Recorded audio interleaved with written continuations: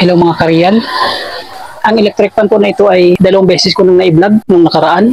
Una ay nung dinala ito dito na hindi raw gumagana, pero chinek natin ay walang sira. At binalik natin ito sa may-ari nang wala silang binayaran. Pangalawa, nilinis ito ng may-ari at nung inassemble na niya ito ay ayaw nang gumana. Naobserbahan po natin na ito ay nadisgrasya ang motor. At ngayon po ay magpapalit po tayo dito ng motor. Kaya sa mga wala pang idea kung paano magkabit ng motor, panoorin niyo po ang video na ito at ipapakita ko po sa inyo kung paano magkabit ng mga wirings ng stator na hindi kayo malilito. At baklasin lang po natin ito.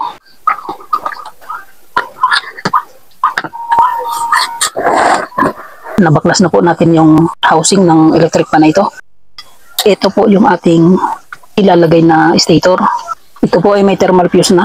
Hindi ko na pinakita ang paglagay ng thermal fuse sa bagong rewind na stator ng electric fan. Dahil meron na po akong video tungkol sa paglagay ng thermal fuse sa bagong rewind na stator ng electric fan. Kung gusto niyo pong mapanood, i-click niyo po yung description box sa baba. Unahin lang po natin itong stator na mailagay dito sa housing. Ayan. Tapos mamaya, ang isusunod na po natin dyan ay ang pagwa-wiring. Makikita ninyo dito kung paano mag-wiring ng stator step by step. Sukatin lang po natin dito yung rotor. Tapos dito. Yan. Sakto na yan. Ngayon, bunutin ulit. At lalagyan natin ng langis.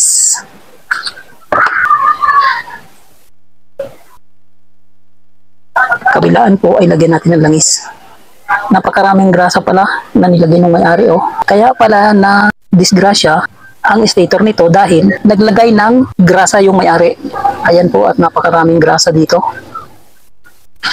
Mas maganda kasi na engine oil lang yung ilagay dito kaysa sa grasa. Ayan, tuloy kaya nasira ang stator dahil sa pagbalik ng may-ari.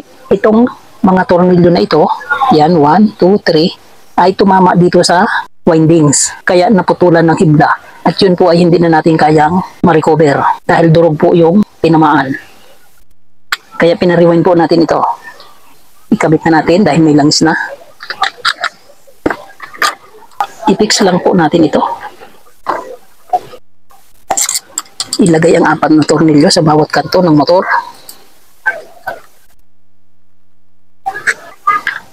Tapakan ang paglagay.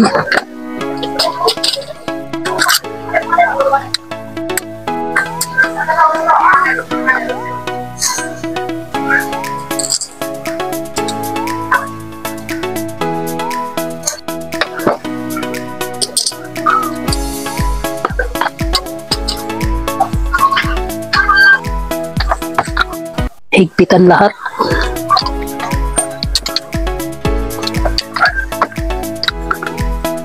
Ayan mga kareal, nahigpitan ng lahat ng 4 na tornilyo. Ngayon po ay tingnan natin kung maluwag pihitin ng kamay yung shafting.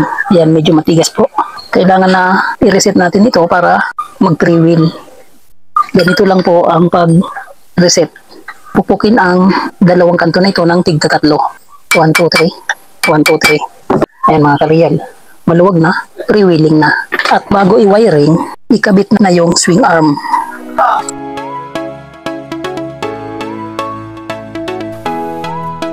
Ayan, nakakabit na po ang swing arm. Ngayon po ay ipapakita ko sa inyo kung paano mag-wiring ng stator. Saan ikakabit yung mga terminals na ito? Posibleng magkabaliktad po ito. Kailangan muna natin kunin dito yung common wire. Yung common wire ay galing sa AC plug ng electric fan. Paano malaman kung alin dito yung common wire? Gamit po tayo dito ng tester. Ito. At ang setting ay ilalagay po natin sa buzzer. Ayan. Nasa buzzer na yung selector knob. Ang buzzer po ay pang-test ng continuity ng wire. Subukan natin pagdikitin ng 2 test probe. Ayun, narinig nyo? Yun po ang buzzer. Pag pinagdikit ang 2 test probe, magbabuzzer po siya. Yan. Para makuha kung nasaan yung common wire ng AC cord na ito, kailangan po na naka-off yung control switch. Tapos idikit po yung isang test probe sa 2 AC plug. Ganito. Yan. Tapos hanapin natin dito kung alin yung common wire. Kung alin yung mag-buzzer, yun po ang common wire. Subukan po natin yung red. Wala. Subukan natin itong white. Wala pa rin. Subukan natin yung blue. Wala pa rin. At subukan natin yung black. Ayun, narinig nyo? Ito po ang common. Nakita na natin kung nasaan yung common wire. Buhulan na natin yung kulay black dahil ito po yung common line or line 2 ng AC cord. Ayan. Nakuha na natin yung common. Ang isunod natin ay mga wire ng stator. Ito po yung sa capacitor, yung kulay dilaw. Ang color coding po ng stator na ito ay standard. So yung dalawang yellow, hiwalay na yan dahil yan po ay para sa capacitor. At itong green, yan po ay para sa common. So nakita na natin kung nasaan ang common, yung kulay black. So doon natin ikakabit yung common terminal ng stator. Ito po yung green. Kaya tandaan yung mga color coding. Dahil sa motor po ay ang green ang common, ang number 1 ay yung white, ang number 2 ay yung black, ang number 3 ay yung red, at yung dalawang yellow sa capacitor. Ganun lamang po yan. So hanggang dito po natin puputulin yung wire. Putulin natin ito dito. Yan. Tapos balatan yung mga dulo.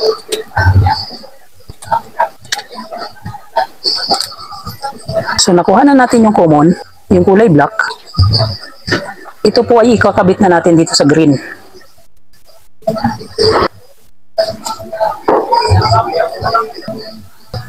Ayan. Nakakabit na po yung common ng motor doon sa linya ng AC plug. Ito. Ngayon mga kariyel, ang sunod nating hanapin dito ay yung para sa linya ng switch number 1. Hindi natin alam kung alin dyan. Red, blue, white. Para malaman, ganun ulit ang gagawin. I-press natin yung switch number 1. Ito, yung switch number 1. Nakapindot na. Tapos ikabit yung isang test probe sa AC plug. Ganyan po ang pagkabit mga kariyel. I-connect yung dalawa para hindi tayo nahihirapan. Tapos hanapin natin dito kung alin yung mag-buzzer. Subukan natin yung white. Ayaw. Yung red. Walang buzzer. Yung blue. Yun, meron mga kariyel. Ito po yung para sa switch number 1. Nakuha na natin yung kulay blue para sa number 1. Ilagay po natin para sa number 1 na wire ng stator. Ito po yung white. Ikabit lang isa-isa ito para hindi nalilito.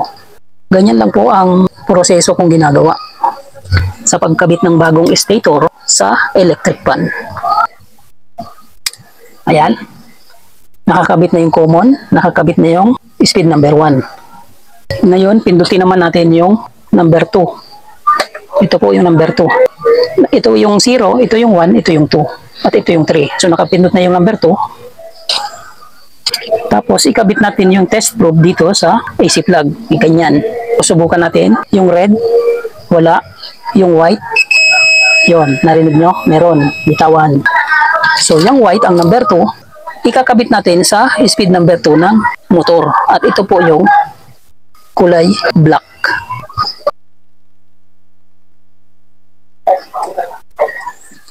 Ayan, nakakabit na. So, ang natitira na lang po ay yung kulay red. Malamang na ito yung number 3. At para ma-confirm na number 3 nga, pindutin natin yung number 3. Yan. Testingin natin kung talagang number 3. Parehong proseso lang. Ikabit ang test probe, sundutin yung red. Yan, narinig nyo? Confirm na para sa switch number 3 yung red. Ikakabit natin sa speed number 3 ng stator.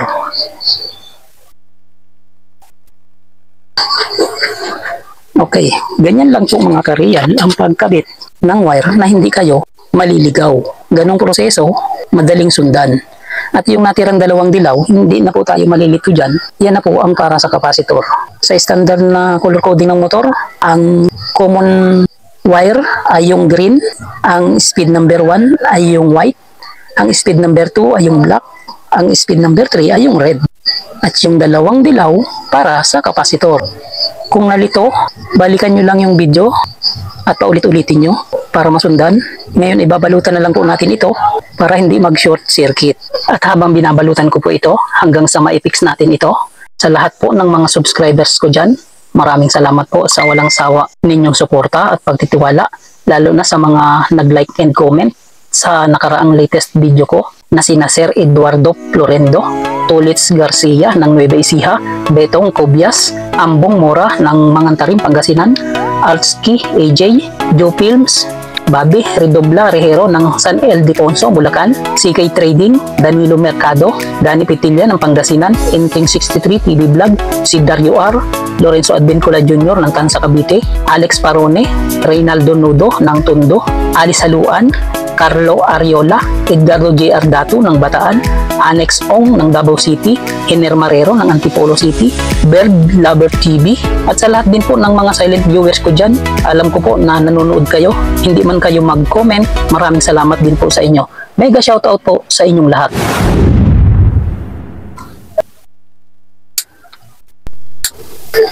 Naikabit na po natin yung stator, tapos na natin i-wiring. Ang gagawin po natin ay lalagyan po natin ng LC para ma-check natin kung gumagana na. Ayan mga kareal, meron na siyang nakakabit na LC. Subukan natin na isaksak sa outlet. Ayan, nakasaksak na. Pinutin natin yung number 1. Ayan, gumagana mga kareal. Napakalakas na hangin. Number 1 pa lang, malakas na. Ilagay natin sa number 2. Ayan, malakas na. Napakalakas ng motor. Rewind po yung kinabit natin dyan ng motor mga kareal. Ayan, number 3. Ayan. Okay, i-off natin. Ayan, nakita nyo mga kareal. Ganun lamang po ang pagkabit ng stator sa electric fan. Hindi nakakalito, gamitan nyo lang ng tester na nakaset sa buzzer. Like and share naman po ng video na ito, at nang matuto rin yung iba, paki-subscribe na rin para mapanood nyo pa yung iba kong video gagawin. Ito po ang aking munting channel. Real life, Dickens, real glow. Expresses the reflections of a common worker, driver, technician, and a barber.